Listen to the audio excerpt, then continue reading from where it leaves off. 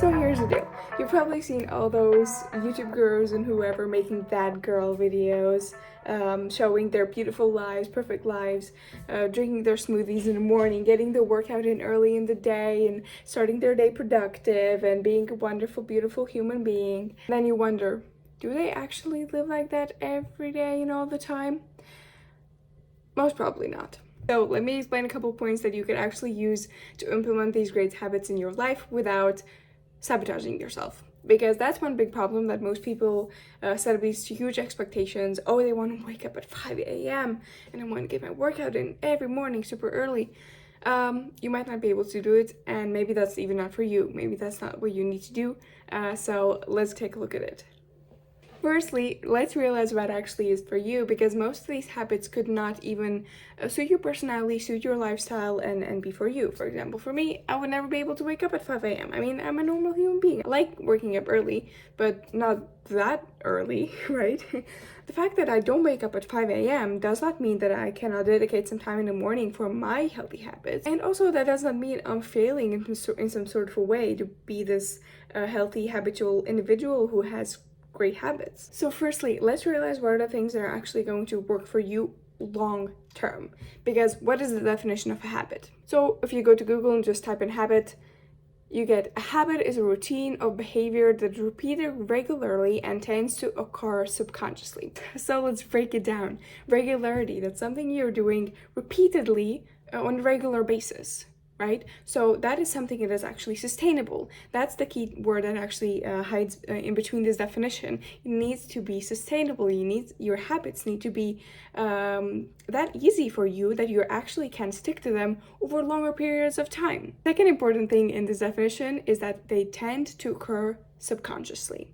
So the subconscious thing over here kind of gives you a clue of how you can work towards your habits, because subconscious activity is something that happens without you having to put much effort into it. You're just used to it, your body's used to it, you don't have to think about it, you don't have to bring that up to your conscious parts of your brain. And what this actually does is, by making a habit subconscious, creates it something that you just don't think about. You just do it on a routine basis, on a behavior. Your body's familiar with it. It's kind of like a safe space that you can create around yourself, and that's the true power of habits, because it can give your conscious brain just some rest. And that's why habits are necessary. That's why they're powerful, because you can get in a routine and do these things that you really want to do, but not have to go through the hell of battling with your mind. So it's going to be just no questions asked, and you're going to feel no pressure against this behavior that you really want to go into. So keeping all this in mind, what you need to realize is that your brain doesn't really see the difference between imagination and reality, meaning that you can use this as a tool to rehearse the habits that you want to create, in order that your brain can actually get used to them and form it as your identity. Because the way that you are fighting against the habits, and why it's hard to stick to all the things you want to do, is because it's not familiar to you. And that's the way our nervous systems work by nature, right? They are resistant to change. They want to go with the things that are familiar.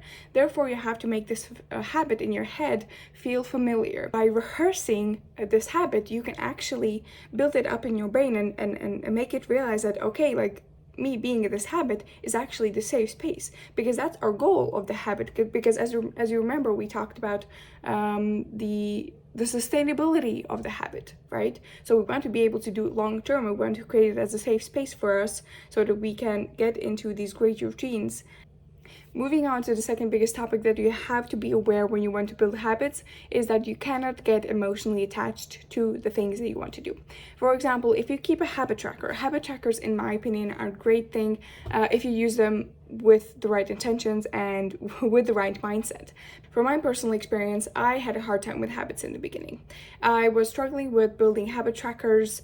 I put a lot of pressure off myself, getting every single thing on my list done every day, but that wasn't even my goal, that wasn't even my intention. Or you might feel the urge of, or this perfectionist inside you coming out and saying, oh, I really want to tick this box, I really want to, get it done for the day. But that's not even what you need to do. So the mindset that you have to have when going in with habit trackers is you have to detach yourself from how many ticks you get in a day. What is your statistics? Get away with the numbers. Personally, I really like statistics. I like adding numbers, and I like knowing how good or bad I'm going, and you know, keeping track of progress and everything. It is good to some extent. The thing is that how information works in this world is all information is neutral. We are the ones who are giving power and adding emotion to the things that are happening in our life.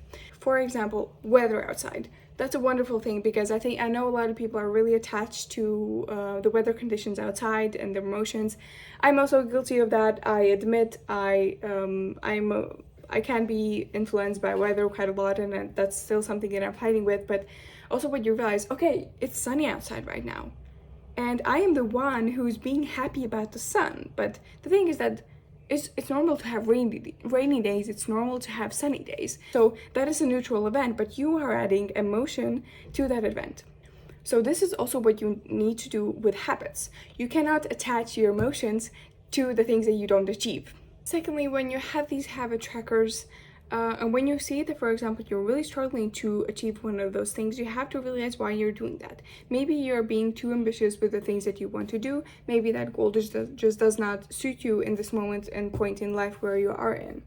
But perhaps you are just being lazy. And that moves us to the third point, which is how you actually can speak with yourself once you are about to do these habits and create them. Just say to yourself, this is something that we're going to do right now. You know, like, you don't even ask yourself questions.